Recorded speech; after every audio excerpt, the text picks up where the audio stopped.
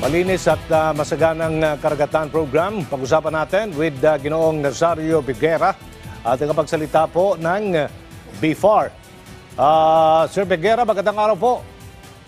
Yes, Sir Aljo, magandang umaga po at magandang umaga rin sa lahat po ng nakatutok ngayon sa inyong programa. Opo, para sa kalaman po ng ating mga kababayan nakatutok ngayon, ano ba ang layunin nitong malinis at masaganang karagatan program ng BFAR at kailan po ito nagsimula? Okay, ito pong malinis at masaganang karagatan program ng BFAR, ito po yung tinatawag natin the Search for Outstanding Coastal Community all over in the Philippines, Sir Aljo, no? At ngayon, pang-pitong taon na natin ipinapatupad ito at gusto ko lamang maibahagi na napakaganda naging resulta ng programang ito sapagkat nagkaroon ng mataas na awareness ang ating mga local government units tungkol sa pangangalaga ng kanilang karagatan. Dahil itong MNK ay napaka-komprehensibo po ng criteria na hinahanap natin na dapat ma-accomplish ng LGUs. Nandiyan po na dapat ay no illegal fishing, meron pong closed fishing season, may clean ocean, may mangrove rehabilitation program, at may marine protected area, Sir Aljo. Kung kaya't ganun na lamang ang sidhi ng pagsulong natin para sa programang ito para masiguro po natin nakabalikat natin ang mga local government units sa pagkakaroon ng maayos na pangangasiwa ng ating karagatan, Sir Aljo. Ilang komunidad ang nakikilahok po sa programang ito at ilan ang pipiliin mula sa mga ito? Actually, nagsisimula po ito sa regional level. So, pipili po ng isang regional winners. So, pagka nag-submit ang lahat ng regions, parang tinitingnan natin na maglalaban-laban sa national level ay na mga nasa 15. Pero hindi naman ito lahat sila nakaka-comply, no? Minsan, 10 yung talagang umaabot na makapag-submit. At from that number, ang pipiliin lamang na national finalist ay 5. So, 5 municipalities or cities ang maglalaban-laban. At sa huli, 3 lamang po ang pipiliin. Nandiyan po yung pagpili ng grand winner and then pipili po ng second runner-up at third runner-up. Napakaganda po nito, Sir Aljo, kung kaya't interesado ang mga local government units. Kasi kapag nanalo po, halimbawa yung grand winner, ang mapapanalunan po ay 30 million worth of livelihood projects para sa LGU. Yung second runner-up naman ay 18 million worth of fisheries projects at yung third runner-up ay mananalo ng 10 million worth of fisheries livelihood projects. Ano ang criteria po para manalo at mapili ang isang komunidad na kalahok po sa programang ito, patimpalak na ito? Yes, sir. Katulad po ng nabanggit ko, dapat wala pong nangyayaring mapanira at illegal na pangingisda doon sa municipal waters. Yung local government units po na yon ay nagpapatupad ng closed fishing season. Ibig sabihin, pinagpapahinga po nila ang kanilang karagatan. Nang sa gayon po magkaroon ng pagkakataon ang mga fish stocks na makapagparaming muli. Kailangan po malinis ang kanilang karagatan, no? Yung tinatawag natin na risk to ridge approach. Meron silang comprehensive solid waste management at walang umaagos na basura doon sa kanilang karagatan. So, tinitingnan po yun.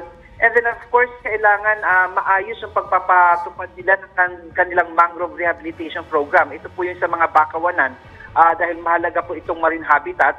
And then lastly, kailangan may maayos silang pagpapatupad o may inaalagaan po silang marine protected area. So ito po yung mga pamantayan o yung mga criteria na hinahanap natin upang mataguriang malinis at masaganang karagatan ang isang lokal na pamahalaan, Sir Aljo. Mula nang simula ng programang ito, ano ang mga nakitang pagbabago po sa coastal communities ng bansa, lalo na sa sustainable production ng yamang dagat at pagkabuhayan po ng ating mga mangingisda? Yes, sir. Katulad kanina po nang nabanggit ko, yung awareness level, no? Nagkaroon ng awareness ang ating mga LGUs. At para po kasi ito parang incentive program, para mas mahikayat natin ang ating mga local government units na talagang pangalagaan ang kanilang karagatan. At base rin sa mga testimonyos na nakukuha natin kapag po tayo nagkakaroon ng field validation, itong ginagawa pong sustainable fisheries management doon sa mga local communities, ay nagresulta po ito ng pag-angat ng kabuhayan ng ating mga kababayan dahil mas maayos na papangasiwa ng kanilang karagatan, mas dumami ang kanilang huli at nagkakaroon ng siguradong pagkukuhanan ng hanap buhay ang ating mga mangingisda. At ito nagresulta doon sa tamang pag-aalaga ng kanilang karagatan kung saan doon nanggagaling kanilang kabuhayan.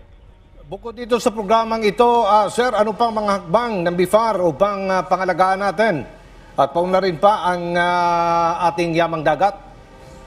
Of course, ito pong sa malinis at masaganang karagatan, sa marine waters po ito, may pinapatupad din po tayo mga programa sa freshwater naman, sa mga inland bodies of water. Ito tinatawag natin na baliktigla sa mga ilog at lawa.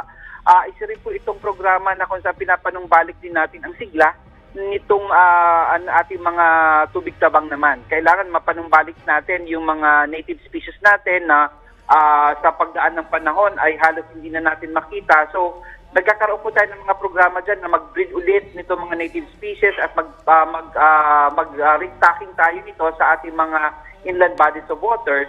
At maliban din siyempre, isinusulong ng Bureau of Fisheries and Aquatic Resources ang Aquaculture Development Program. Napakahalaga po ng pagsulong ng aquaculture dahil isa po itong pamamaraan para ma-lessen natin ang pressure doon sa capture fishery. So ganito po tumatakbo ang mga programa ng pamahalaan sa pamamagitan ng Bureau of Fisheries and Aquatic Resources.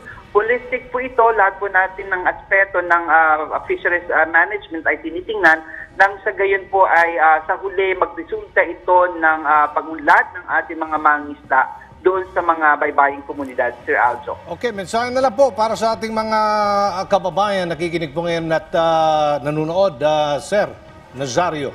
Siguro po ang mensahe natin ay patuloy po kaming naghihikayat ng ating mga kababayan, no?